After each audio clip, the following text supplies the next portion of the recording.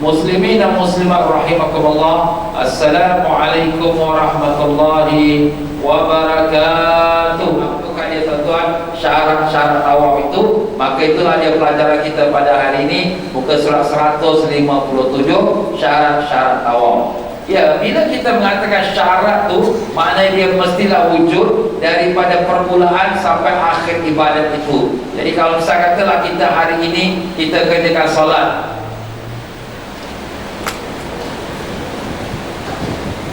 kita kerjakan solat, maka solat kita ni antara syarat solat ialah kita melakukan wudu. Mesti ada wudu kita. Kalau sekiranya tengah-tengah solat kita pun keluar angin kita, apa jadi? Batal kita punya solat kita. Begitulah dia tuan-tuan dan puan-puan rahimakumullah.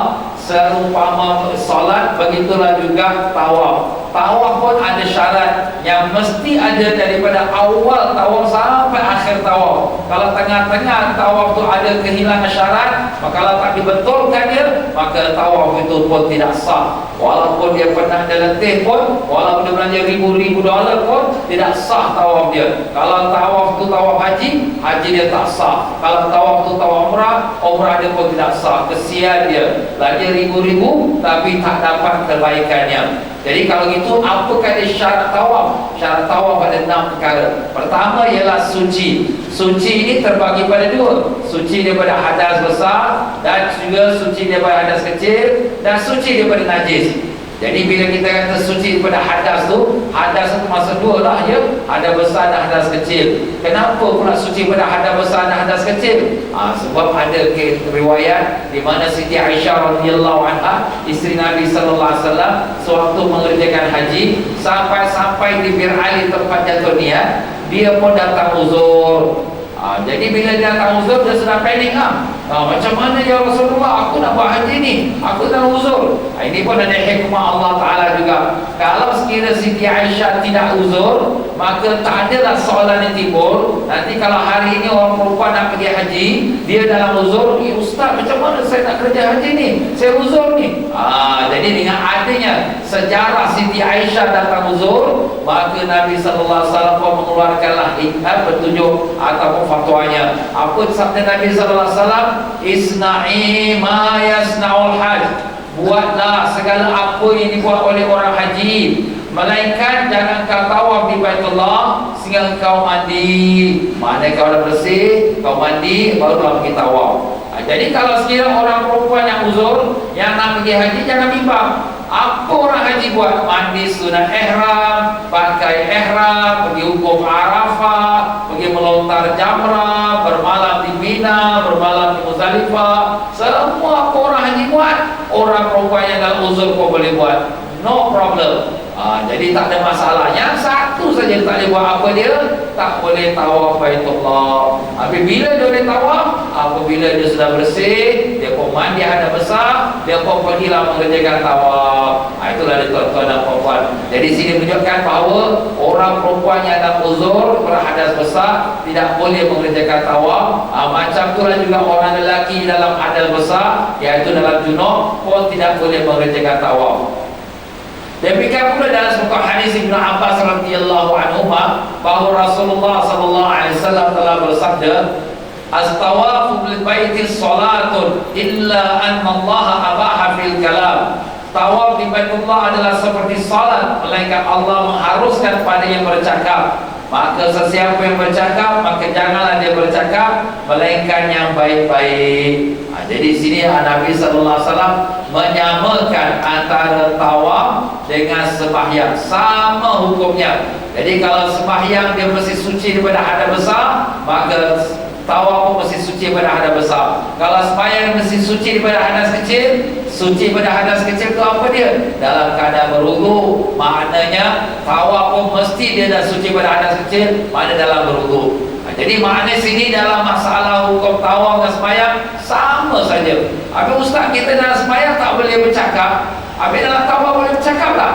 Nabi SAW memberikan keringanan dengan Nabi mengatakan illa annallaha abaha fihil kalam, melainkan Allah mengharuskan padanya bercakap. Jadi kalau sekiranya kita tengah-tengah tawaf, kita bercakap, boleh, cuma cakap yang baik-baik. Kita tengah tawaf, saya nampak kawan kita dah 30 tahun dah, aku tak jumpa dia, kita pun nampak depan Kaabah, Allah happy kita. Assalamualaikum, salam. Apa khabar? Awak bila sampai?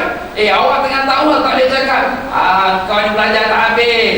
Tak boleh cakap tu kalau yang tak baik. Yang baik tak apa, boleh. Nampak tuan-tuan? Jadi sini boleh bercakap dalam tawaf, tapi syaratnya cakapan yang baik-baik. Kalau perkara yang membawa ke marah, dosa, bergaduh, jangan. Tengah-tengah kita tawaf, pindah kaki kita pun pusing tengok muka dia. Apa tak? Apa? Kau ni bergaduh, kau tengah tawaf, tak boleh macam ni. Astagfirullah ni, setan dah masuklah. Cubaan.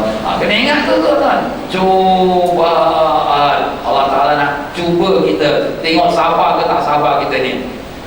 Jadi begitulah dia tuan-tuan dan puan-puan, bila kita mengatakan tawaf itu seperti sembahyang, mestilah disuci pada hadas besar dan hadas kecil. Maknanya dia mesti dalam keadaan berwudu dan tidak dalam keadaan junub atau hadas besar, atau nifas. Baiklah, kalau sekiranya kita dalam mazhab Syafi'i, kita melihat ada satu masalah. Masalah yang pertama ialah masalah menyentuh perempuan dengan lelaki dalam masa tawaf. Ini kalau kita dalam mazhab Syafi'i rahimahullah ta'ala, bahawa tersentuh kulit lelaki yang perempuan tanpa lapik, tanpa beralas, wanita yang halal nikah dengan kita, maka di sini batal wudu. Tetapi Imam Syafi'i sebenarnya dalam masalah ini beliau ada dua pendapat. Kenapa pula Imam Syafi'i ada dua pendapat? Sebab Imam Syafi'i rahimahullah ta'ala di dalam sejarahnya, beliau telah memberikan ilmu pengajian ini di beberapa tempat. Sewaktu tahun 168 Hijrah, Imam Syafi'i dia pergi ke Baghdad dan mengeluarkan fatwa di sana. Dan waktu dia menyampaikan fatwa di Baghdad, beliau telah mengatakan bahawa yang dinamakan pendapat yang lama, bahawa apabila kita bersentuh kulit lelaki dengan perempuan, maka yang menyentuh itu batal, yang disentuh tidak batal. Ini pada pendapat Imam Syafi'i yang lama, sewaktu Imam Syafi'i mengajar di Baghdad. Jadi kalau orang tengah tawaf, ada orang perempuan langgar kita orang lelaki, dia yang batal, aku tak batal. Itu pada pendapat yang lama, pendapat kaul qadim. Tapi Imam Syafi'i rahimahullah ta'ala, sewaktu beliau pergi pula ke Mesir, beliau telah pun merevise balik, ulang kaji balik apa yang beliau telah fatwakan. Jadi Imam Syafi'i rahimahullah ta'ala, makamnya di Mesir tuan-tuan, 5 tahun setengah. Pada tahun 199 beliau pergi ke Mesir, dan tahun 205 Imam Syafi'i mau wafat. Jadi apabila Imam Syafi'i wafat, dimakamkan di Mesir, di Qahirah. Ini tuan-tuan makamnya Imam Syafi'i rahimahullah ta'ala, sewaktu jemaah kita pergi berziarah ke sana. Jadi ini masjidnya. Masjid Imam Syafi'i pun ada pula satu keistimewaan. Di atas punggung masjid tu ada pula kapal. Kenapa pula kapal? Patut bulan bintang ni kapal pula. Sebab Imam Syafi'i ini orangnya suka belayar. Dia daripada Mekah, dia lahir di Gaza. Gaza di mana? Di Palestin. Kemudian dia membesar di Mekah. Kemudian dia pergi ke Baghdad, pergi Madinah, kemudian pergi Yaman, balik Mekah, kemudian pergi Baghdad lagi. Masya Allah, belayar terus Imam Syafi'i. Buat apa belayar tu? Kerana mencari ilmu dan mengajar ilmu. Subhanallah tuan-tuan, dia Imam Syafi'i luar biasa kealimannya. Jadi apabila beliau sampai ke Mesir, maka beliau membuatkan revision atau ulangan balik apa yang telah difatwakan, diulang kaji, maka beliau pun telah mengeluarkan pendapat yang baru, pendapat baru yang mengatakan iaitu kedua-dua, yang menyentuh dan yang disentuh batal, dua-dua batal. Jadi kalau sekiranya kita dalam masa tawaf, kita jaga, orang langgar kita, tak apalah, dia batal. Itu pada pendapat yang pertama. Tetapi kadang-kadang orang belakang tolak kita pula tertolak depan Allah, aku dah langgar dia pula, kita pula yang langgar, batal lah pula. Kadang-kadang bukan kita saja batal, tuan-tuan, dalam pendapat Imam Syafi'i yang kedua, orang langgar kita pun batal juga. Ini tuan-tuan dan puan-puan, kalau kita ada judgement atau hukuman hakim, pada tahun 2000 dia keluarkan satu judgement, satu hukuman. Tahun 2014 pula dia keluarkan lagi kesnya sama, iaitu dengan hukuman yang baru, hukuman yang berlainan. Kita nak pegang yang mana? Tahun 2000 ke 2014? Tahun 2014, kerana itu the latest one, yang terbaru sekali dia punya hukuman. Begitulah dalam mazhab Syafi'i rahimahullah ta'ala, walaupun Imam Syafi'i ada dua pendapat yang kita sebutkan tadi, qaul qadim iaitu pendapatnya lama, dan qaul jadid pendapatnya baru, tapi semua ulama-ulama Syafi'i telah sepakat memegang pada pendapat yang baru, kerana itunya sudah direvise atau yang sudah diulang kaji oleh Imam Syafi'i rahimahullah ta'ala. Jadi kalau sekiranya dalam pendapat baru, yang sentuh batal, yang kena sentuh pun batal juga. Tapi ini masalah. Kenapa? Sebab kita nak tawaf ni, kalau setiap kali apabila kita batal wuduk, kita pun pergilah ambil wuduk, masuk lagi dalam Masjidil Haram, tawaf batal wuduk, pergilah ambil wuduk, masuk lagi dalam tawaf baru batal wuduk. Bila nak habis tawaf ni? Nampak tuan-tuan? Jadi memang masalah. Oleh kerana itulah ulama-ulama Syafi'i memberikan jalan keluar dengan kita bertaklid kepada mazhab Hanafi. Kita bertaklid pada mazhab Hanafi. Kerana dalam mazhab Hanafi, sentuh lelaki perempuan, berlapis ke tak berlapis ke, yang halal nikah ke yang tak boleh nikah ke, tak ada masalah. Ada nafsu ke tak ada nafsu, tak ada masalah. Artinya tidak membatalkan wudu. Kalau mazhab Maliki, kalau sentuh ke lelaki yang perempuan tak berlapis, kalau ada nafsu baru batal. Tak ada nafsu tak batal. Masalah juga tuan-tuan ya. Orang perempuan langgar kita orang lelaki, dia lah yang batal, aku tak ada nafsu. Sekali tengok, jambu boleh tahan, nafsu pula, batal pula. Kan dah susah. Sebab tu di sini yang jalan keluar yang paling baik ialah mazhab Hanafi. Tapi bila kita kata kita nak taklid mazhab Hanafi, apa itu taklid? Jadi taklid ni tuan-tuan dan puan-puan, maknanya kita mengikut sesuatu mazhab tu tanpa kita selidiki apakah punca dalilnya. Sebab kita nak tahu hukum saja, bukan kita jadi ulama. Jadi kita kena tahu apa mazhab yang kita ikut, mazhab Hanafi dalam masalah apa. Dan apabila kita nak ikut mazhab Hanafi itu, mestilah kita tahu hukum hakam dia. Jangan kita aku ikut mazhab Hanafi, tak boleh. Kita mesti tahu apa hukum hakam dia, apakah dia sah batal dia, apakah rukun dan syaratnya dalam masalah kita mengikut dalam mazhab Hanafi dalam bab wudu. Dan kemudian apabila kita nak ikut mazhab Hanafi dalam bab wudu, mestilah kita tentukan mazhab yang kita nak ikut itu sebelum kita lakukan ibadat tersebut. Jadi umpama sekarang kita nak pergi tawaf, jadi nasihat saya kepada semua jemaah-jemaah haji dan umrah saya, sebelum kita nak keluar daripada hotel kita nak pergi ke Masjidil Haram, ambil wudu, semuanya ikut mazhab Hanafi.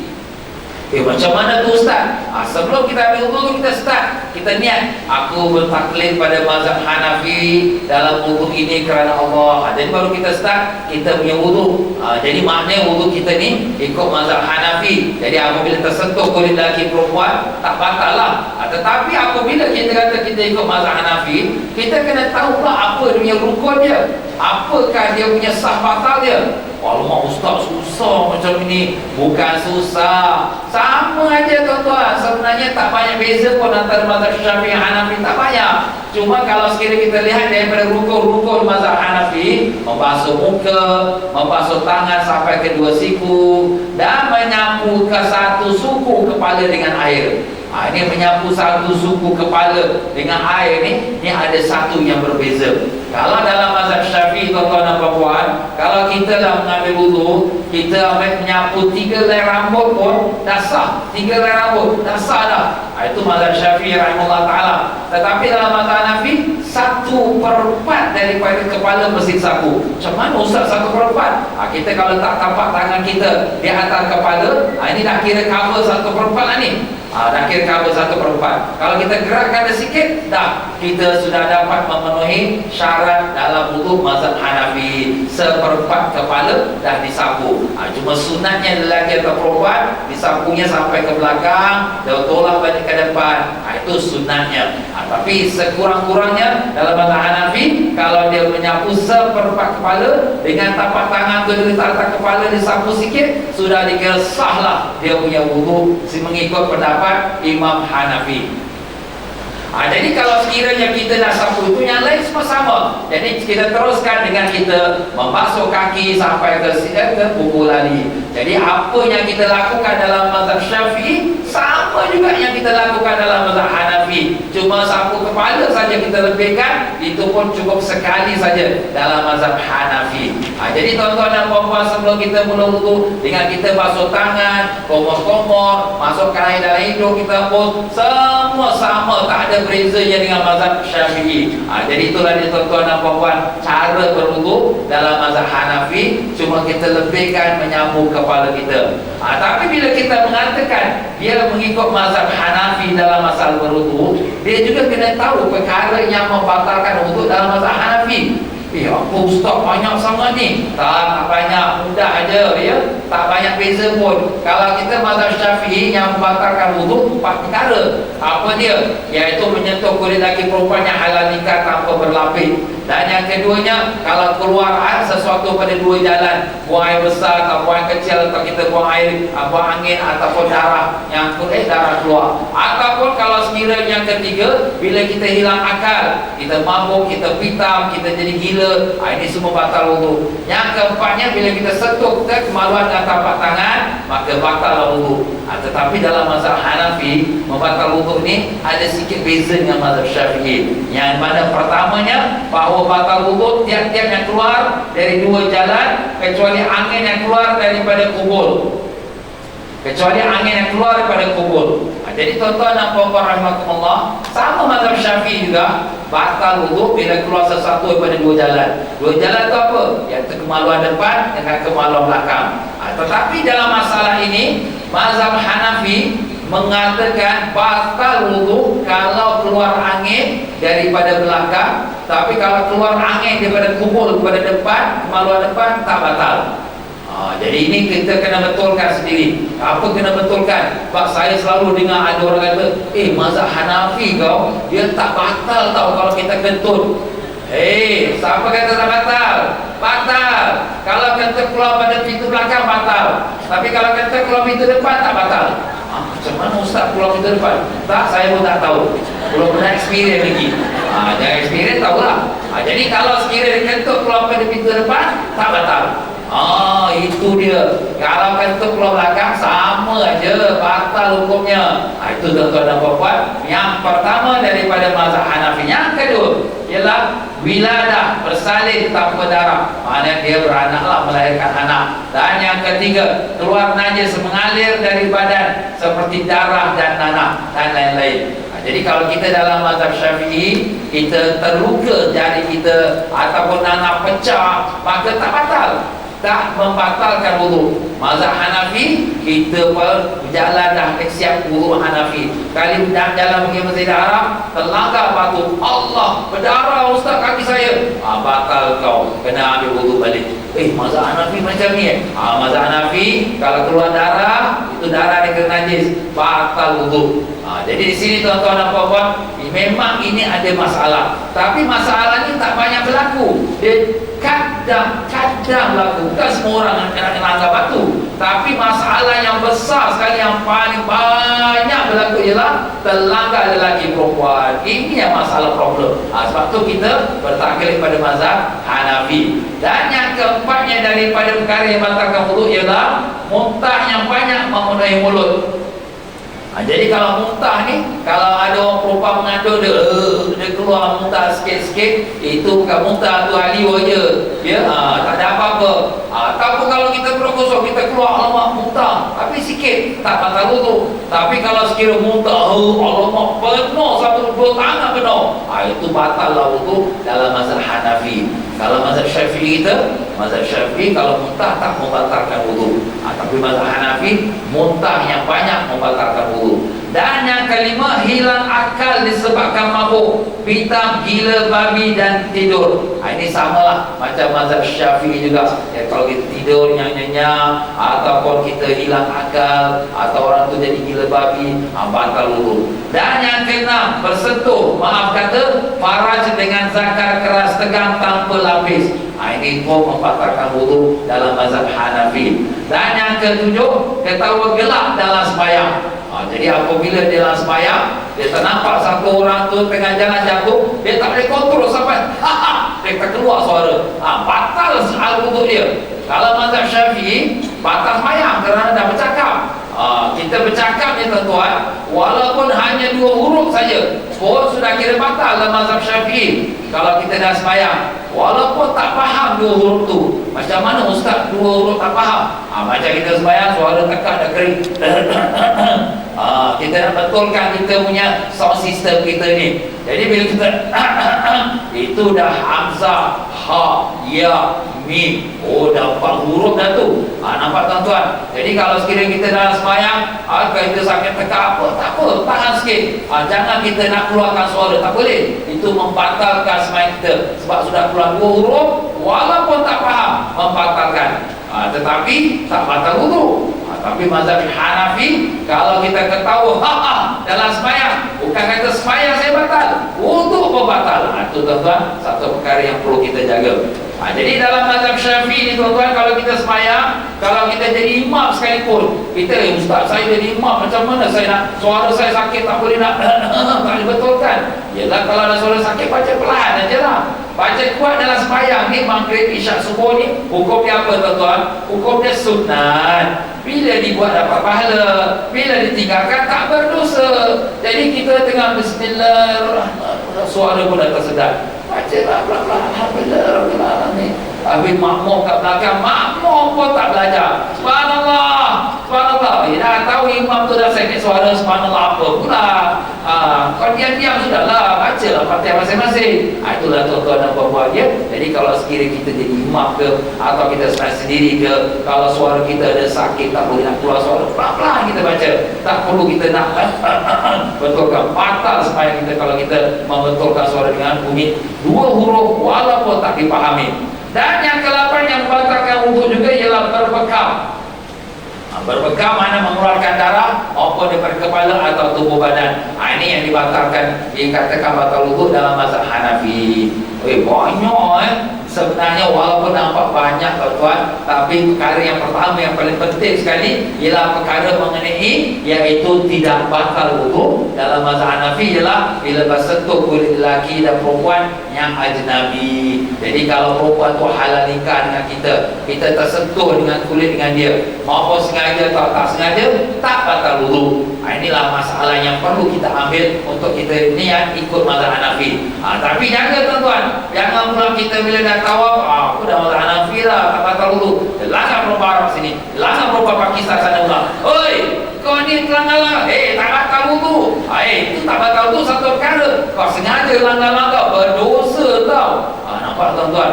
Ini kita jaga pula, jangan kita ambil take advantage pasal tak batal, kita langgar-langgar orang pula, tak boleh. Ini depan Kaabah, Kaabah kata, Masya Allah, depan aku orang buat macam ini. Na'udzubillah min zalik. Ini pun nanti kena kutukan Allah Ta'ala pula.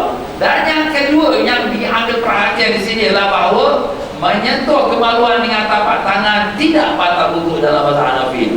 Jadi kalau saya dah sebut tadi, mazhab Syafi'i, kalau kita tapak tangan kita menyentuh kemaluan kita, batal wudu. Yang dikatakan tapak tangan itu ialah yang apabila bertemu 2 tapak tangan bersama.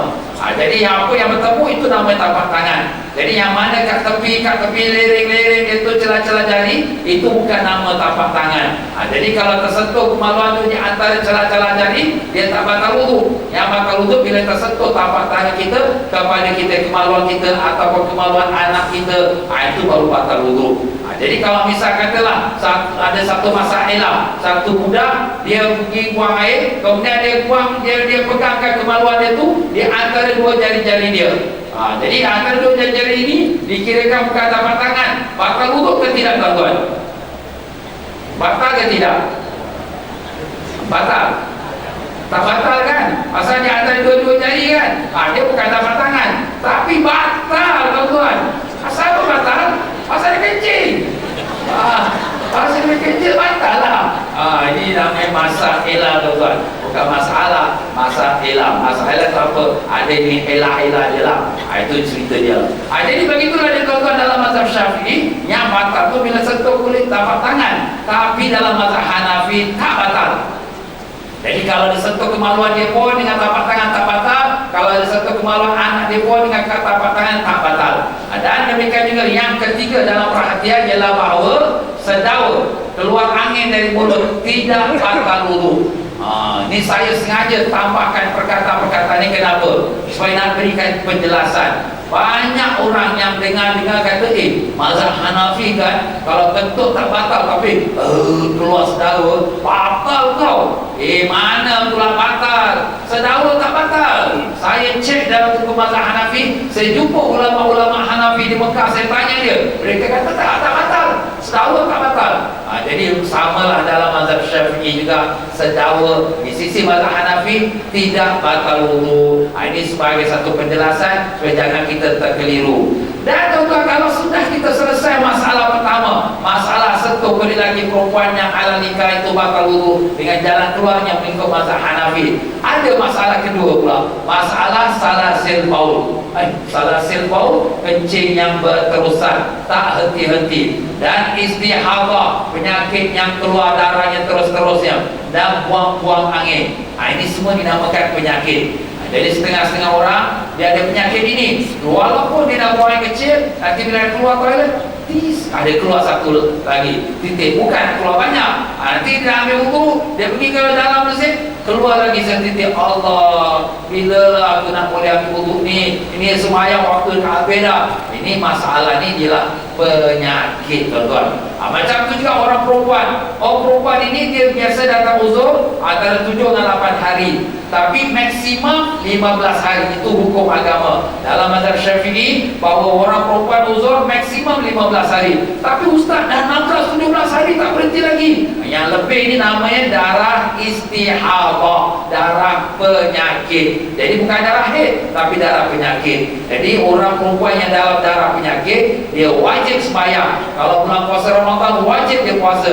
Kalau dia nak tawaf, boleh tawaf. Tapi macam mana di darah masih keluar lagi? Kalau kita ikut hukum tadi ustaz dah cakap, bila keluar salah satu dua jalan batal wudu. Ini namanya orang yang berpenyakit. Macam tu juga orang yang berpenyakit buang angin. Dia jalan sikit pus keluar angin, dia jalan lagi pus keluar angin. Bukan nak keluar banyak, tapi adalah angin terkeluar. Tapi ini keluar angin tu memang dia kentut betul, bukan dia hanya was-was. Kalau ada kita, alamak ustaz proses geruk-geruk ini pada kentut ke? Ini bukan kentut, ini kat dalam. Yang kentut tu mana from internal pergi external, yang dalam pergi keluar, barulah namanya kentut. Jadi kalau sekiranya kita rasa-rasa macam kentut, itu bukan kentut. Kalau kadang-kadang syaitan ni dia suka main, maaf kata, kat lubang dubur kita. Nanti dia kata macam terlepas sikit, alamak aku terlepas lah. Tapi betul tak terlepas. Kadang-kadang bukan kita kentut, cuma itu godaan syaitan. Dia tiap kepus, kita pun rasa macam aku terkentut. Ini tuan-tuan dan puan-puan, Rasulullah SAW sendiri telah mengajarkan kita, jangan kamu keluar pada masjid mana kamu masih dalam wudu, kamu boleh sembahyang selagi kamu tak dengar suaranya atau tidak cium baunya. Ada dengar suara bunyi kentut? Ada cium bau busuk kentut? Tak ada. Ada mana kau tak kentut? Kemudian dalam riwayat lain pula Nabi mengatakan, sehingga seorang itu sanggup bersumpah yang dia kentut, baru kira kentut. Sekarang ustaz macam saya ni macam kentut lah. Kau berani sumpah tak? Wallahi demi Allah aku kentut. Aku tak berani lah. Agak-agak kalau agak tu setan tu. Nampak? Nampak tuan-tuan? Jadi ni syaitan ni suka main-mainkan kita. Supaya apa? Supaya kita malas sembahyang. Udahlah leceh, sembahyang pun susah. Jadi dengan itu kita diberikan petunjuk oleh Nabi SAW. Kalau kita rasa-rasa macam ada angin keluar, atau rasa-rasa macam ada terbuka opening kita punya dubur kita, itu semua bukan kita kentut. Itu semua syaitan yang was-waskan kita. Tapi memang ada orang yang memang dia penyakit kentut keluar angin, tak boleh tahan, keluar angin. Dah buang air dah besar semua, tapi keluar angin juga. Tak boleh tahan Ustaz, keluar angin juga. Ini semua dinamakan penyakit. Jadi bila orang yang berpenyakit ni tuan-tuan dan puan-puan, ulama sepakat bahawa orang-orang yang diberikan kemaafan oleh kerana tidak dapat menahan dari perkara-perkara yang membatalkan wuduk ini disebabkan penyakit, maka ia boleh meneruskan tawafnya walaupun dia berkeadaan demikian. Jadi ulama sepakat ini orang yang berpenyakit. Orang penyakit ada pengecualian dia, ada exceptional dia. Dia boleh teruskan tawaf walaupun dia masih kecil-kecil. Dia boleh teruskan tawaf walaupun darah istihadah keluar mengalir, walaupun dia masih kentut-kentut, dia boleh teruskan tawaf. Tapi ada syarat-syaratnya. Syaratnya apa? Cara dia nak ambil wuduk, mestilah yang pertama, setiap satu wuduk hanya untuk satu solat fardu dan beberapa banyak solat-solat sunat. Jadi maknanya kalau kita satu hari satu malam 5 waktu mana 5 kali wuduk. Kita dah sembahyang fardu zuhur, kemudian nak sembahyang asar pula, pergi ambil wuduk lagi. Ustaz, wuduk saya tak batal kau, ini saya cuma kentut-kentut ni, saya penyakit. Ya betul, tapi orang yang macam awak ni, satu wuduk untuk satu fardu saja, tak boleh 2 fardu. Macam tu juga kalau sekiranya kita tawaf haji, lepas tawaf haji ni rukun, wajib, fardu ni. Dan lepas tu kita nak sembahyang fardu zuhur pula, tak boleh. Kenapa? Sebab ini pun fardu, ini pun fardu. Walaupun di tawaf, ini sembahyang. Jadi kalau ada tawaf fardu, tak boleh lagi buat sembahyang fardu. Macam tu. Tapi kalau sembahyang sunat, tawaf sunat, berapa banyak sunat pun boleh. Kenapa? Sebab sembahyang sunat ni banyak tuan-tuan. Jadi kalau misal kata saya datang ke masjid, saya pun ambil wuduk, saya dah sampai masjid, sembahyang ke masjid, kemudian sembahyang sunat qabliyah zuhur, lepas tu sembahyang fardu zuhur baru satu fardu, kemudian sembahyang ba'diyah zuhur pula, kemudian sembahyang hajat pula, sembahyang istikharah pula, apa lagi sembahyang sunat, silakan. Selagi satu wuduk untuk berapa banyak sunat pun tak apa. Kenapa Ustaz sembahyang fardu ni mesti nak ambil wuduk, yang sembahyang sunat satu pun cukup berapa banyak? Sebab sembahyang fardu ni satu hari 5 kali aja. Takkanlah 5 kali nak ambil wuduk awak susah sangat. Ini pun dah bagi keringanan dah.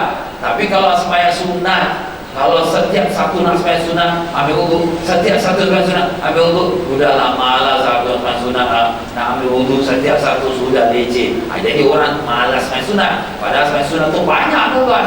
Maka sebab tu diringankan untuk sembahyang sunat, berapa banyak sembahyang sunat pun cukup dengan satu wuduk itu. Dan syarat yang keduanya, bahawa janganlah dia berwuduk sebelum masuk waktu salat, kerana suci itu adalah kerana darurat, maka tidak boleh didahulukan sebelum saat diperlukan.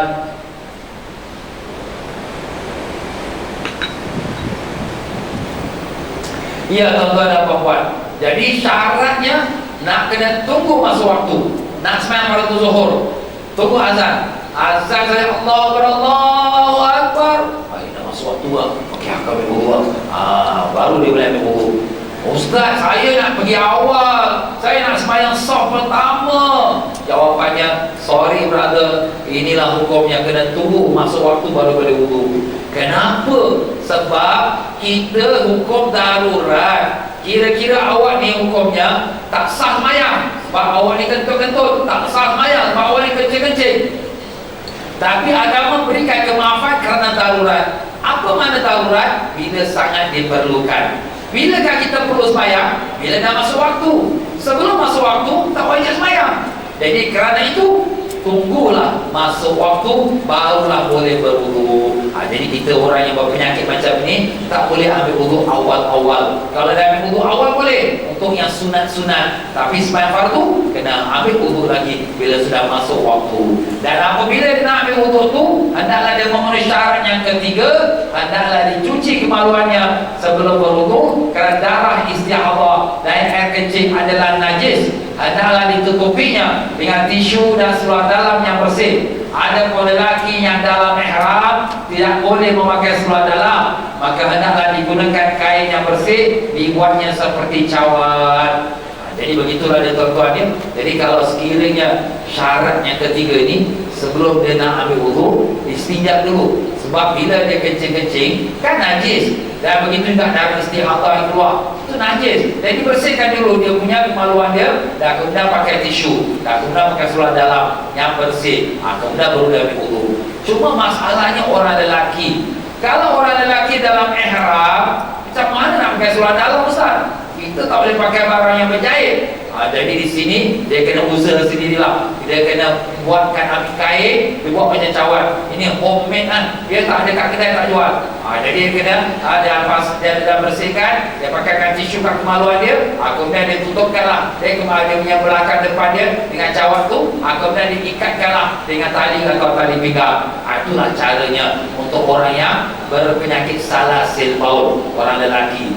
Kalau sekiranya dia nak pakai pampers, boleh tak Ustaz kita pakai pampers? Jawapannya pampers dah dihukum seperti mana dalam Muzakarah Amtas pada tahun 2008 dan 2009, bahawa itu dikira sebagai kain atau seluar dalam yang berjahit. Walaupun dia melekat, tapi dikirakan sebagai berjahit. Jadi dengan sebab tu di sini dia tak boleh digunakan sebagai kan masalah kita. Kalau nak pakai pampers juga atau pakai seluar dalam kerana masalah ini, dia boleh kerana dia berpenyakit, tapi kena bayar denda.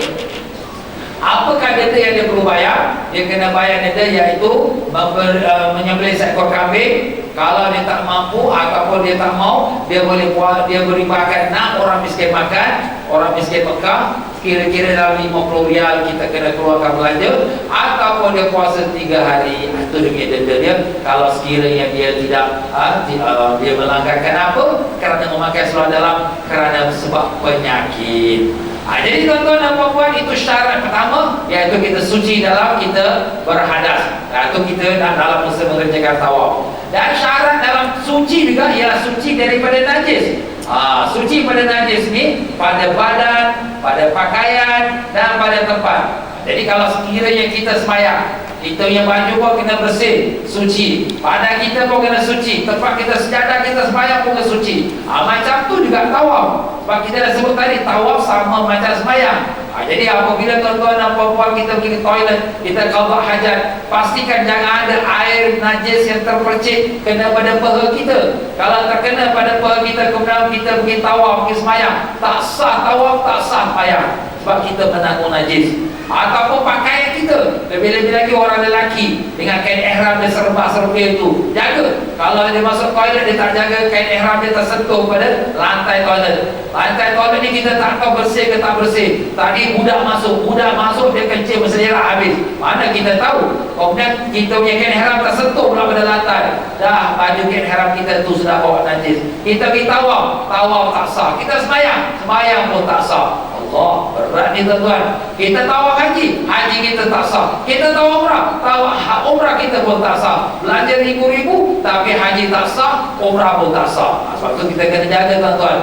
Begitu juga tempat tawaf kita. Apabila tempat tawaf kita tu kita tawaf, kita terpijak kencing atau najis, cepat-cepat kita stop tawaf kita dan kita berjengkit jalan pergi tempat mana kita nak cuci. Pergi tempat tepi air zam-zam ke, ada tong air zam-zam, kita ambil air, kita tuang sikit, bersihkan. Wuduk tak batal tuan-tuan kalau kita terpijak najis. Wuduk tak batal, tapi kita tak boleh tawaf dengan menanggung najis.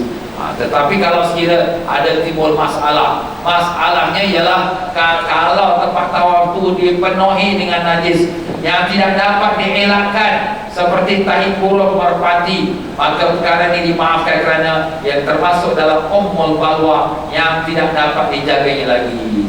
Ini tuan-tuan dan puan, kalau berlaku burung merpati banyak kat Mekah depan Kaabah, dia berligar-ligar dia, tak tahu apa hal, tidak makan, salah makan agaknya, habis berak burung merpati ni. Kat mana kita pijak, Allah tai burung, ni nak lari tai burung lari, Allah, macam mana nak tawaf ni? Kalau dah sampai had macam tu, maka itu diberikan kemaafan.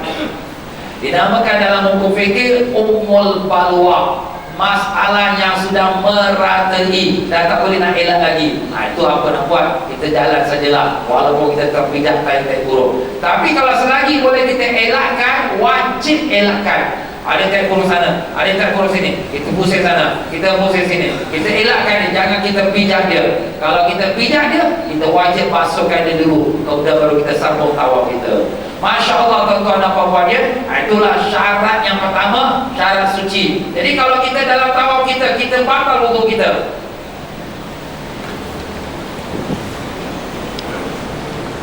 Jadi kalau tawaf kita sekarang di depan kita ada contoh Kaabah tuan-tuan. Ini contoh Kaabah ni sebenarnya seumpama Hajar Aswad. Jadi kalau sekiranya saya dalam tawaf, kita dah sebut tadi syarat tawaf mesti suci dia, hadas besar dan hadas kecil. Kita tengah tawaf kalau Allah aku batal wudu ini dah betul confirm kita batal wudu. Jadi macam mana kita nak buat? Kita tengok kat mana kita punya tempat yang kita batal. Kita pergi ambil wudu balik. Dan lepas selesai wudu, kemudian kita balik lagi ke tempat tawaf kita. Kat mana tadi aku batal kat sini kita gosok 1-2 tapak, kita punya aku sambung tawaf. Sambung saja Ustaz? Ya, sambung saja. Jadi kalau tadi tawaf kita tu pusingan ketiga, ini dikira pusingan yang ketiga. Alhamdulillah, ini satu keringanan daripada Allah Ta'ala. Kalau kita sembahyang di tahiyat akhir fil alamin Allah, kita ambil wudu, ulang balik pada rakaat pertama. Tetapi dalam tawaf Allah Ta'ala Maha Pemurah, diberi kita keringanan. Yang mana batal, kat situ saja batal. Kita ambil wudu, sekarang pusingan ketiga tadi aku batal, aku sambung pusingan ketiga. Jadi kita pun sambung tawaf, masuk pusingan ketiga. Tapi yang afdalnya, kalau kita nak sambung balik, kita mulakan daripada Hajarul Aswad. Jadi kalau tadi pusingan ketiga kita dah sampai sini, tapi kita mula balik, aku mulakan sambung tawaf, pusingan ketiga. Jadi kita mulakan pusingan ketiga daripada awal. Pusingan yang ketiga tu daripada Hajar Aswad. Itu yang afdalnya. Tapi kalau kita, kalau Ustaz nak mula pusing daripada awal pada Hajar Aswad pun leceh lah, panjang sangat. Kat mana saya batal, kat situ saya nak sambung. Boleh, saya batal kat sini, saya pun sambung, aku sambung tawaf pusingan yang ketiga. Sambung saja tawaf dia. Ini dah masuk pusingan keempat pula. Macam tu. Jadi begitulah dia tuan-tuan dan puan-puan rahimahullah. Apabila syarat tawaf pertama tu kita langgar ataupun kita batal wudu, hendaklah kita mengambil wudu dan kembali ke mana tempat yang kita batal wudu kita. Syarat kedua ialah syarat kita menutup aurat. Aurat orang lelaki antara pusat dan lutut. Aurat orang perempuan ialah seluruh badan melainkan muka dan tapak tangan.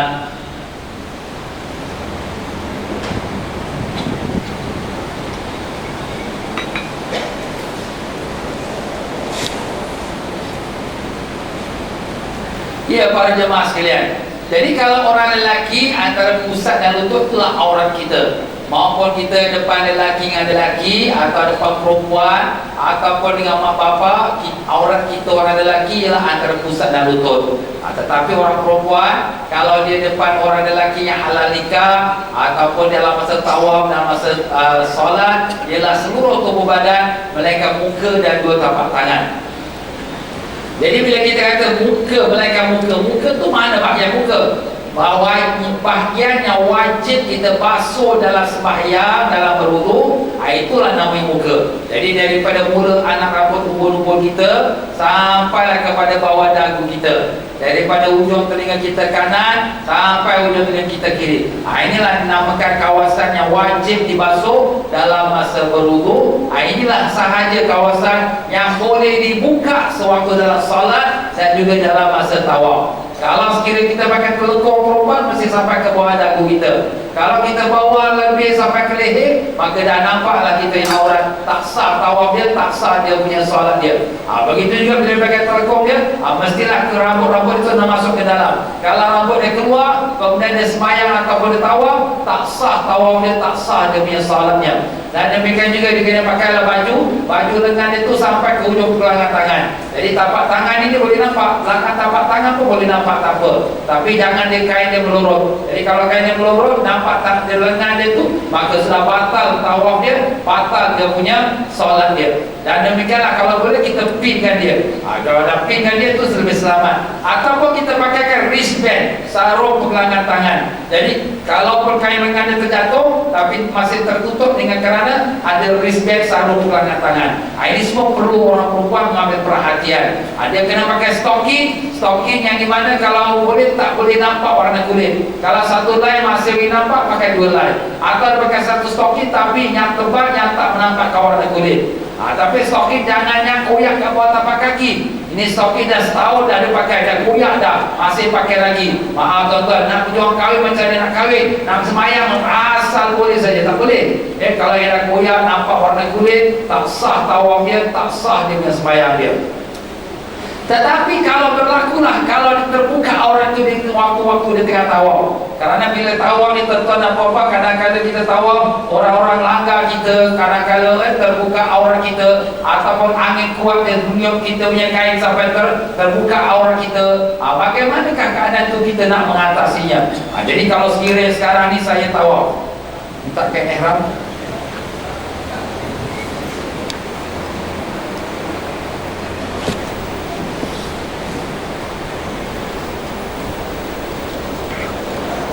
Jadi apabila kita nak pakai kain ihram ni, khususnya orang lelaki lah ya, dia kena pakai mengikut cara yang kita ajarkan.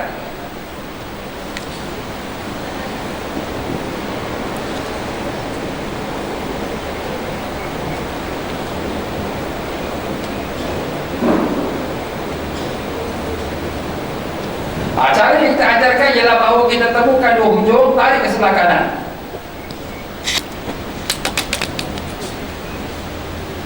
Dan kita tarik sebelah kanan, kemudian kita tarik sebelah kiri pula. Kemudian lepas tu kita lipatkan masuk sebelah kanan. Kemudian barulah kita gulungkan dia.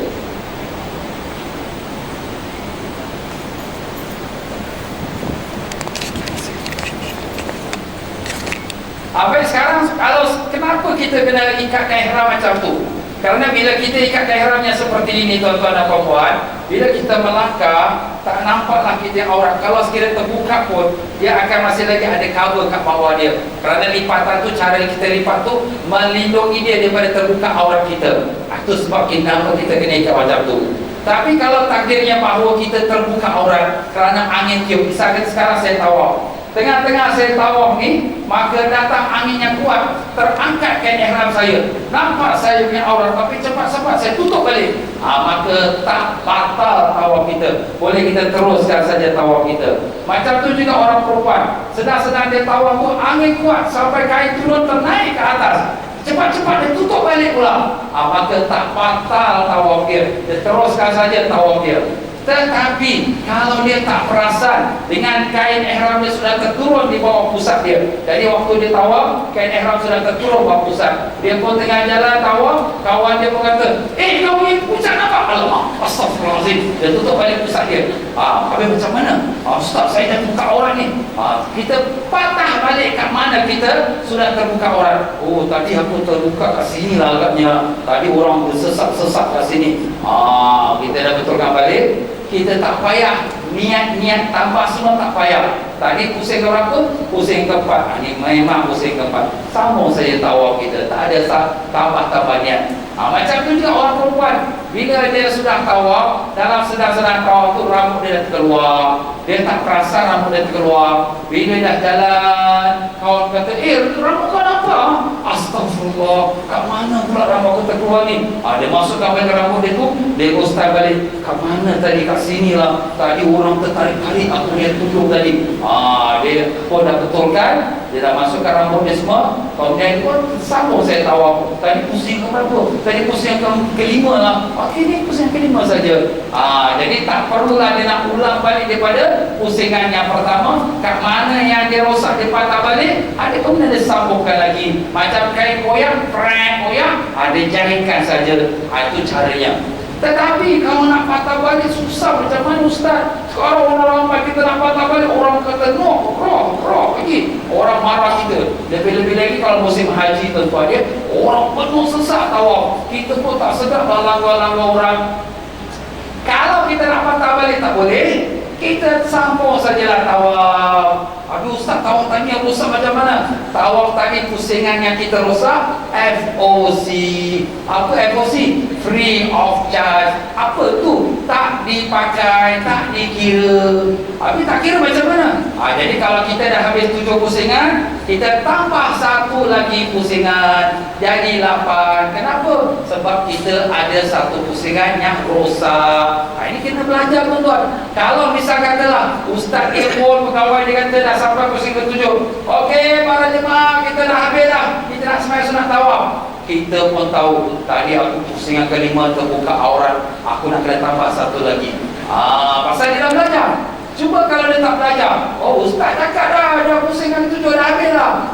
Padahal dia tahu yang dia sudah rosak, keterbuka aurat, tapi dia tak betulkan, maka tawaf dia kurang satu pusingan. Bila tak dibetulkan, maka tak sah tawaf dia. Kalau tawaf tu tawaf haji, haji dia tak sah. Kalau tawaf tu tawaf umrah, umrah dia pun tak sah. Berat tuan-tuan. Sebab tu di sini saya katakan every lesson is very important. Kalau kita tak tahu, kita buat yang salah, kemudian kita balik pun kosong, tak ada apa-apa. Itulah tuan-tuan dan puan syarat yang kedua, iaitu menutup aurat. Syarat yang ketiga ialah dalam Masjidil Haram. Mesti kita tawaf dalam Masjidil Haram.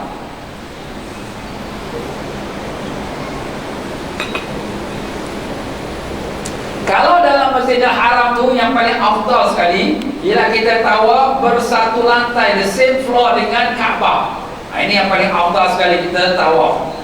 Tapi tak mengapa kalau sekira kawasan depan Kaabah ni penuh, kita boleh tawaf dalam masjid. Dan kita kalau dalam masjid ni pun penuh, kita boleh tingkat satu ni.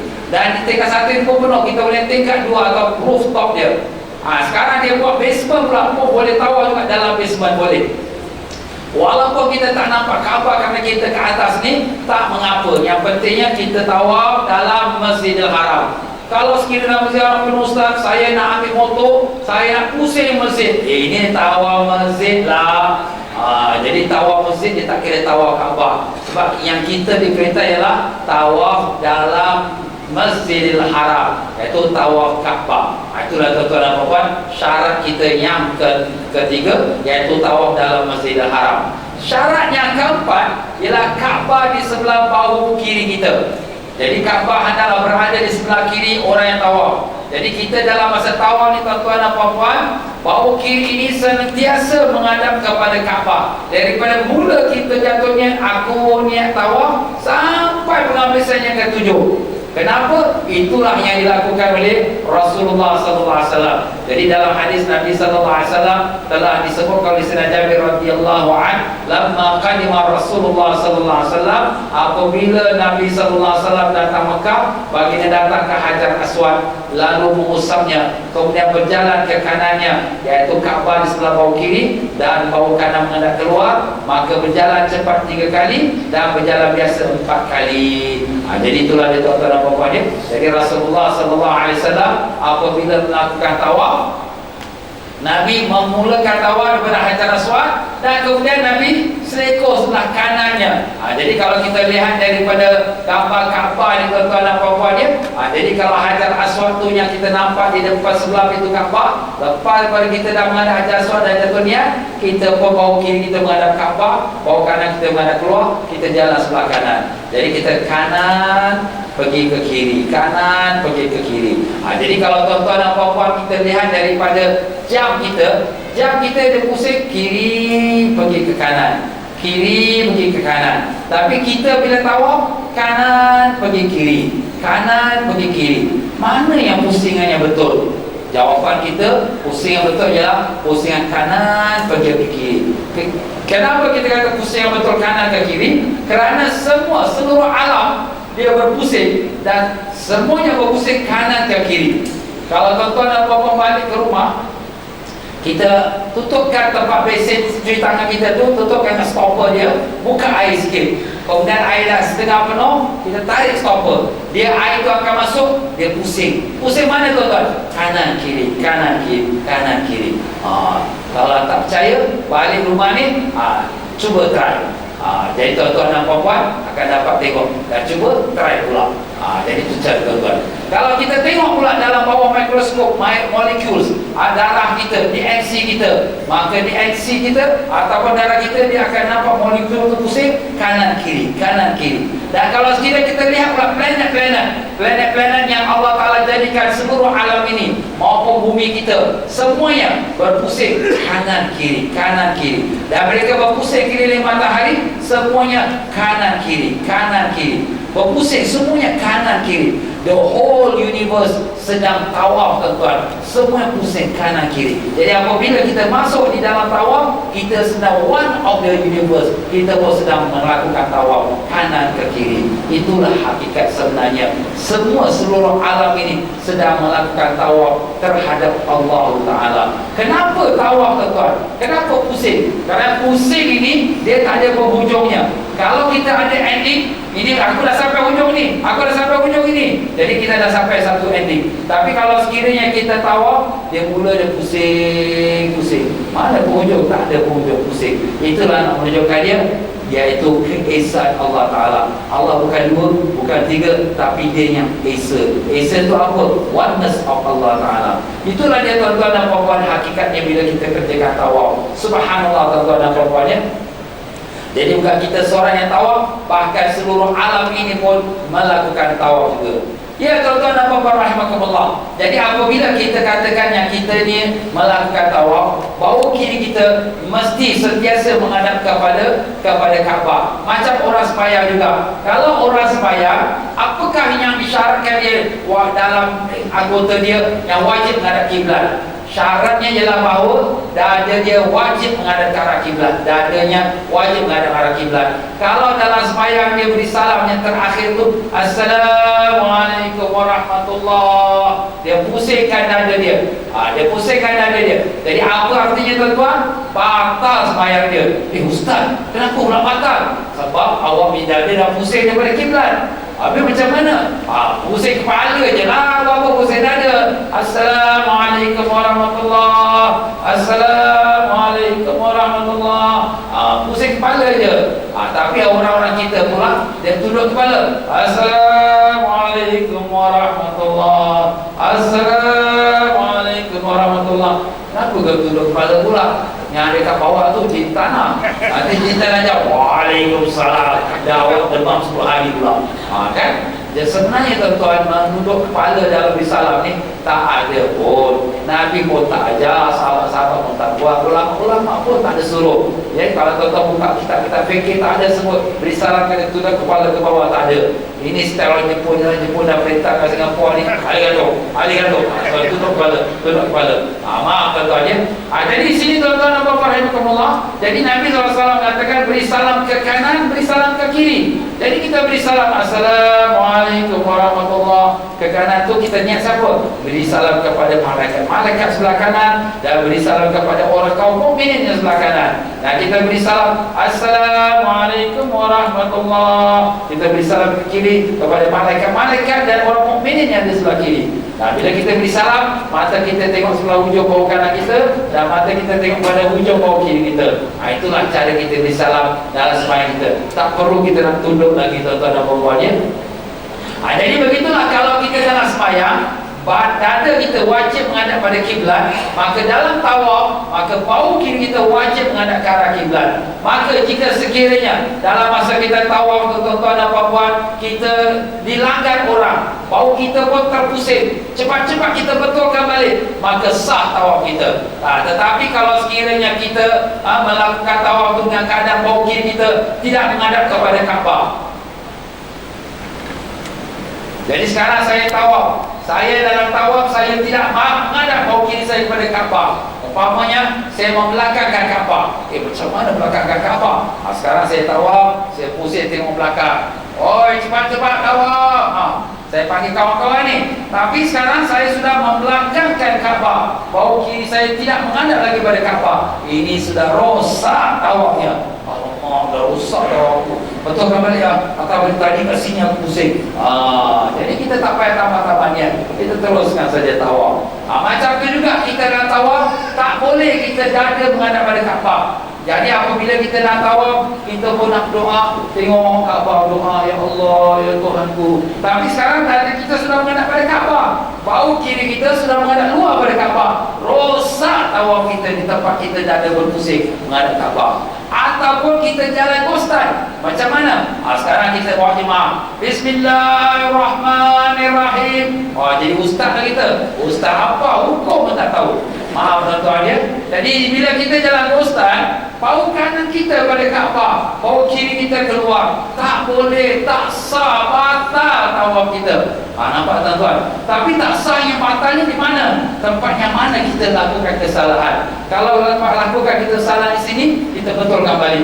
Kalau nak patah balik, nak ustaz tak boleh. Macam saya cakap tadi, kita pusing lagi satu round ekstra. Jadi orang buat 7 round, kita buat 8 round. Kerana satu round kita FOC, tak pakai. Itulah tuan-tuan dan puan-puan, iaitu syarat kita yang keempat, bau kiri kita sentiasa menghadap pada Kaabah. Tetapi jika berlaku, kalau sekiranya kita lihat daripada kebanyakan orang-orang, apabila dia melakukan tawaf, kadang-kadang dia lalai. Lalai itu kenapa? Tengah khusyuk, dia baca buku doa. Apabila dia baca buku doa, dia jalan bau kiri menghadap Kaabah. Tapi bila dia sampai hujung ni, dia tak nampak yang dia sampai hujung. Dia masih teruskan lagi. Jadi apabila teruskan lagi, bau kiri sudah tak menghadap pada Kaabah. Ya Allah, ni bau kiri saya sudah lari. Nak mana ni sekarang? Kena patah balik. Betulkan balik. Patut tadi kat sini lah. Bila Kaabah pusing, dia pun kena pusing balik. Kena pusing lah. Ikut Kaabah tuan-tuan. Sebab kita tawaf Kaabah. Jadi mesti bau kiri kita menghadap Kaabah. Jadi jangan kita lalai. Jadi macam mana ustaz ni kadang-kadang tak perasan. Sebab tu bila kita tawaf tu kadang-kadang sambil-sambil tawaf baca buku doa, tengok Kaabah, sambil-sambil jalan tengok Kaabah. Kaabah corner, kita mau corner, pusing. Macam tu, tengok Kaabah. Ataupun kita tengok kat lantai. Sebab lantai Masjidil Haram depan Kaabah ni tuan-tuan dan puan-puan, dia ada line. Macam mana kita tengok dalam gambar TV semua kan, dia ada line yang menunjukkan kepada kita iaitu tempat tawaf. Jadi kita boleh ikut line-line itu supaya memudahkan kita, supaya bila kita tawaf tu kita ikut tempat line ini. Sebab line ini untuk orang sembahyang.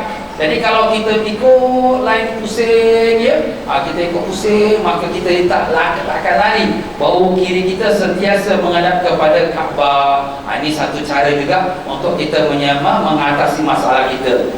Ataupun di penghabisan dia tawaf. Dia penghabisan di tawaf pusing yang ketujuh, selalunya kesilapan itu berlaku dengan tak sengaja.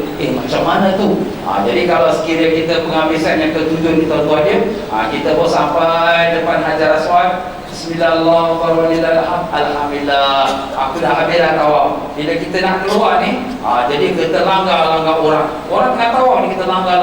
Kita pun tak syuk lah, orang pun marah-marah kita. Tapi macam mana? Satu jalan keluar ni ialah kita penghabisan tawaf tu kita selekor jauh.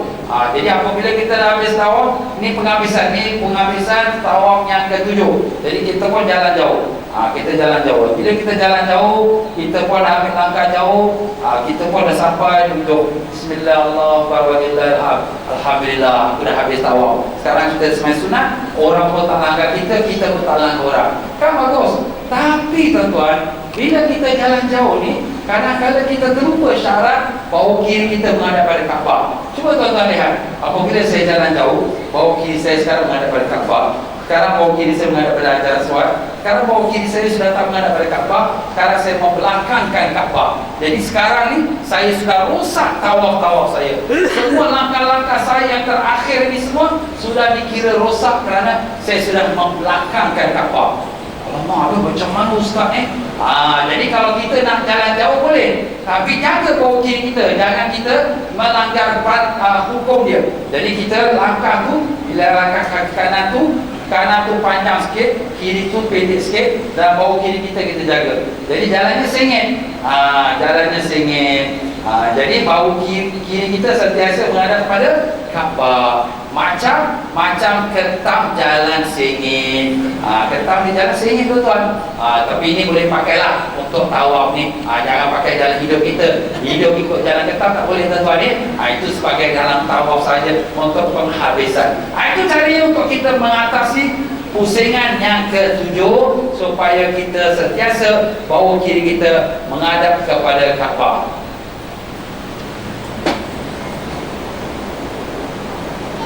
Dan masalah begitu juga pada orang yang nak melakukan istilah Hajar Aswad, ataupun waktu dia pusingan kedua, ketiga dan seterusnya dia berhenti di depan Hajar Aswad. Jadi tuan-tuan dan puan-puan dia, memang disunatkan bila kita sampai Hajar Aswad tu, kita pun berhenti dan melambai pada Hajar Aswad. Tapi ada orang dia menghadap pada Hajar Aswad. Dia menghadap Hajar Aswad. Menghadap Hajar Aswad ini sudah langgar hukum. Kenapa? Bau kiri dia sudah tak menghadap pada Kaabah, dada menghadap pada Kaabah. Tapi syaratnya tapak kaki dia tu tidak bergerak. Bismillahirrahmanirrahim. Kemudian dia betulkan balik dia punya badan dia, bau kiri menghadap pada Kaabah, dia pun sambung tawaf. Ini pusing berapa? Pusing yang kedua atau ketiga atau seterusnya. Ini kita kena jaga tuan-tuan. Sebabnya apabila kita menghadap pada Kaabah dan kita bergerak kerana orang tolak kita, dan kemudian kita terus saja tawaf, beberapa langkah kita yang tadi kita bergerak tu tidak dikira sah. Kalau tak dibetulkan, tak ditambahkan lagi satu pusingan, maka tawaf kita pun tidak sah. Sebab tu di sini, alamak ustaz susah bukan susah mana. Kalau kita tengok orang penuh sesak, tak payah berhenti sampai kita jalan, sampai tengok kepada Hajar Aswad, Bismillahirrahmanirrahim. Kemudian kita pun jalan, sampai jalan saja, tak mesti kita berhenti. Tapi kalau orang nak berhenti, dia nak menghadap Hajar Aswad, mestilah kaki dia firm, jangan dia bergerak kaki dia tu, supaya dia tidak melanggar syarat-syarat tawaf.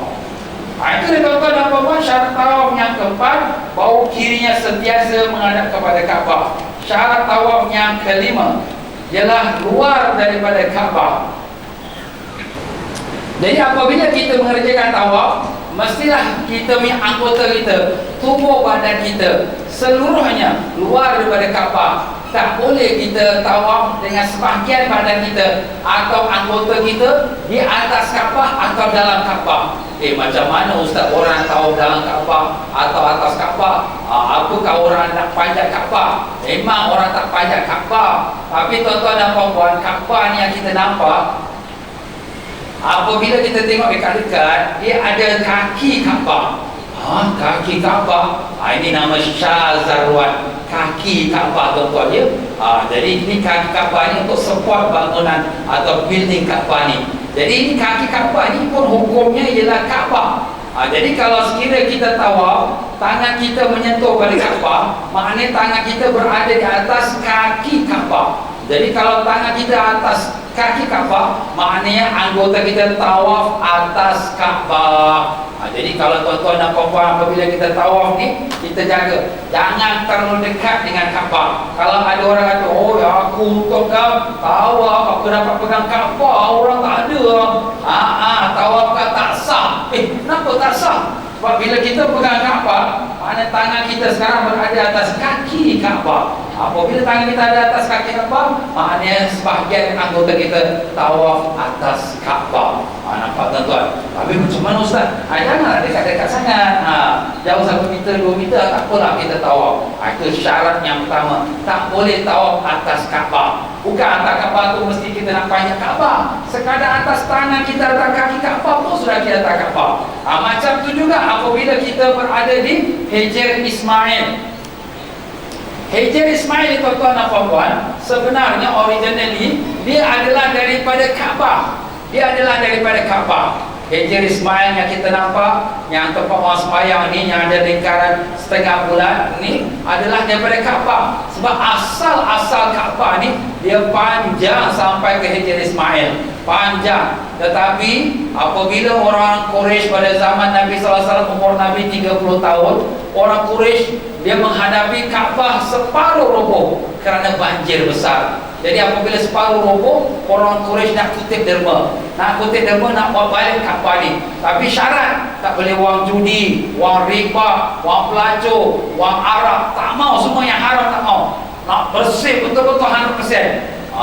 Ini tuan-tuan dan puan-puan ni, kita tengok sini orang Quraisy walaupun di zaman jahiliyah, tapi dia jaga. Ini nak buat Baitullah ni, kita kena jaga mesti bersih. Macam kita jugalah hari ini nak buat masjid. Jangan kita nak, ini tak apa, wang orang loteri ke, wang tak apa, tak boleh. Alah ustaz ni kalau sekiranya kita semua halal, mana nak cukup duit derma ni, mana cukup nak duit nak bangun ni masjid? Jawapan kita tuan-tuan, ini pun timbul masalah pada orang-orang Quraisy. Jadi bila dia kumpul duit, tak dapatlah nak cukup nak bangunkan Kaabah seperti asal panjang. Asal Kaabah panjang, bukan square. Tetapi apa mereka buat? Mereka buat Kaabah tu macam 4 segi. Dia buat 4 segi. Jadi bila dia buat 4 segi ni tuan-tuan apa buat? 4 segi ni pun bukanlah 4 segi square betul-betul. Ada yang 11 meter, ada yang 10 meter, ada 12 meter ya. Tapi macam 4 segi juga. Tapi yang lebih dia letakkan tembok ni sebagai untuk nak memberitahu pada orang ini pun daripada Kaabah. Jadi Hajar Ismail tuan-tuan dan puan-puan, dia daripada Kaabah. Jadi kalau kita tawaf ni, jangan kita letak tangan kita atas Hajar Ismail. Jadi apabila kita tawaf, kita letak tangan kita atas Hajar Ismail, maknanya kita tahu tangan kita tawaf atas Kaabah, maka tak sah tawaf dia. Itu kita jaga. Waktu bila kita tawaf ni tuan-tuan, jauh sikit pada Hajar Ismail. Jangan kita letak tangan kita atas Hajar Ismail. Itu kerana dia adalah daripada Kaabah juga. Dan begitulah apabila kita mengatakan tawaf itu tidak boleh atas Kaabah dan tak boleh dalam Kaabah.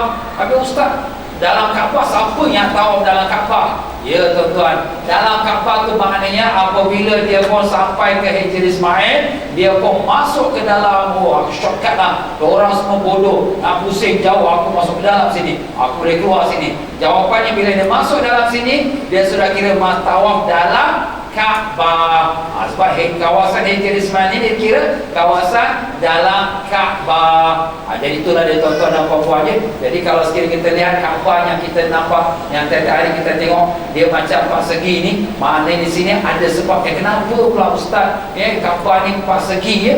Kenapa Kaabah tu tak panjang macam Hajar Ismail?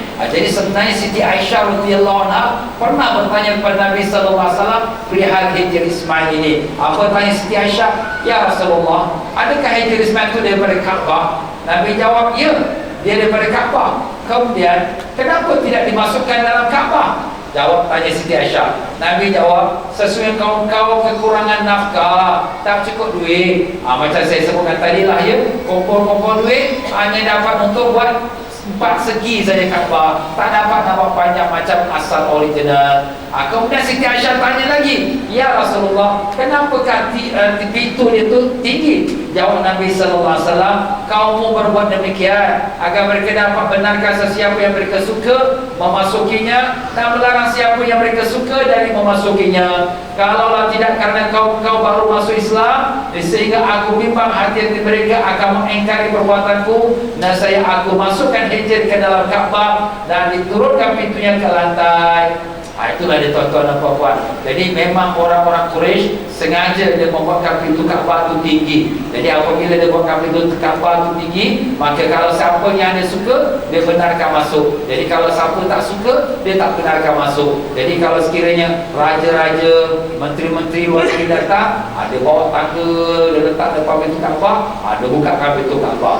Jadi kalau sekiranya orang yang dia tak kenal, macam kita, siapa yang kenal kita, kita tak boleh nak masuk dalam Kaabah. Tapi tuan-tuan dan puan-puan, kalau raja-raja atau pembesar-pembesar datang menjadi tetamu Raja Saudi Arabia, kita sebenarnya tetamu siapa tuan-tuan?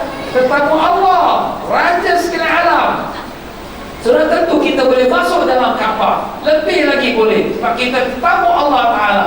Jadi kalau tuan-tuan dan puan-puan nak masuk dalam Kaabah, saya boleh bagi kunci dia. Tuan-tuan nak masuk ke tidak? Nak ke tidak? Kalau nak tuan-tuan, insyaAllah saya akan bawa tuan-tuan dan puan-puan. Apabila nanti depan Kaabah tuan-tuan dan puan-puan, saya akan bawa tuan-tuan dan puan-puan masuk sampai ke dalam Hajar Ismail. Dan tuan-tuan semayanglah dalam Hajar Ismail, kerana Hajar Ismail adalah daripada Kaabah. Allah mau ustaz kan betul-betul masuk dalam pintu ni. Yalah, ini Kaabah lah ni. Jadi Siti Aisyah radhiyallahu anha apabila dia kata, ya Rasulullah, saya nak sembahyang dalam Kaabah, Nabi pun pegang tangan Siti Aisyah, sembahyanglah kau dalam Hajar Ismail ini, kerana ianya daripada Kaabah. Ini pun satu hikmah Allah Ta'ala juga. Kalaulah zaman orang kafir Quraisy tu dah cukup duit, dia buat Kaabah panjang, dah tak bolehlah kita nak masuk dalam Kaabah. Tapi alhamdulillah duitnya sampai 4 segi saja.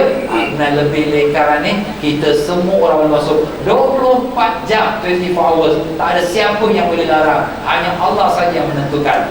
Jadi sebab tu tuan-tuan dan puan-puan, kalau dapat peluang kita pergi ke Mekah, cubalah sembahyang dalam Hijr Ismail, kerana ianya daripada Kaabah. Kenapa Nabi tak pecahkan balik, buatkan panjang? Sebab Nabi bimbang, kalau nanti Nabi pecahkan Kaabah, nak buat panjang, nanti orang-orang yang baru masuk Islam. Sebab orang Mekah ni baru masuk Islam, nanti orang kata, Muhammad pecahkan Kaabah. Alamak, dah lain cerita pula. Padahal Nabi buat tu untuk nak betulkan.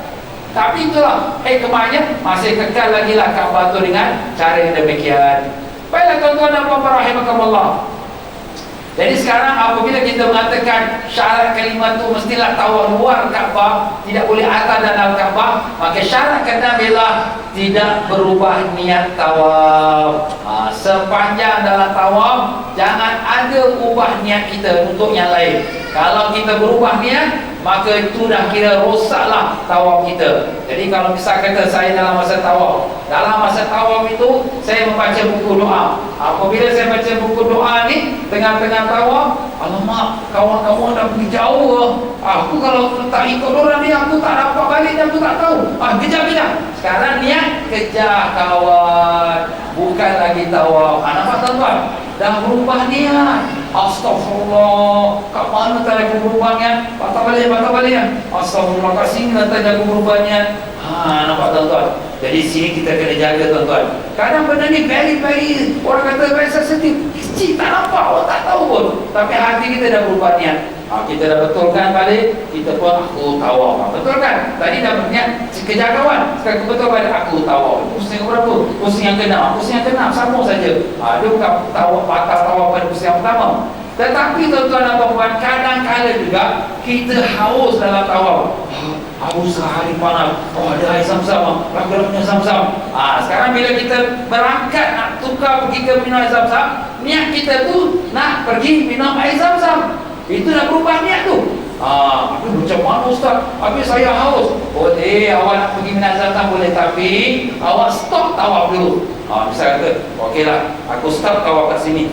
Pergi minum Zam-Zam. Pergi minum lah. Dapat minum, alhamdulillah, relax lagi 5 minit, penat. Okeylah, letih, okeylah, lain lah. Kat mana tadi aku berhenti tawaf? Kat sini. Kita ghostkan 1-2 langkah lagi, jadi confirmkan sikit.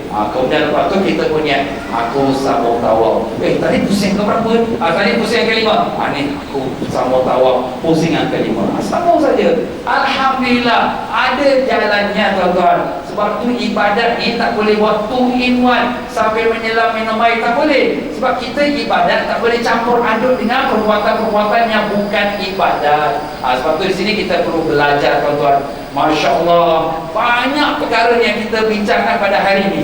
Kalau tawaf ni kurang satu syaratnya, maka tak sah tawaf. Tak sah tawaf tu kena tawaf haji, haji dia pun tak sah. Kena tawaf umrah, umrah dia pun tak sah. Masya Allah, penting tak pelajaran hari ini tuan-tuan dan puan-puan? Penting. Sebab tu saya kata every lesson is very important. Jangan kita miss pun. Sebab kalau kita miss, sial kita belanja ribu-ribu, balik apa pun tak ada. Kita ingat kita dah dapat haji, haji pun tak dapat. Kita nak berapa umrah, umrah pun tak dapat. Itulah dia tuan-tuan dan puan-puan dia. Dan selain daripada 6 perkara daripada syarat-syarat tawaf itu, ialah di mana ada lagi perkara yang dinamakan dia wajib tawaf. Kita berhentilah pada wajib tawaf. Wallahu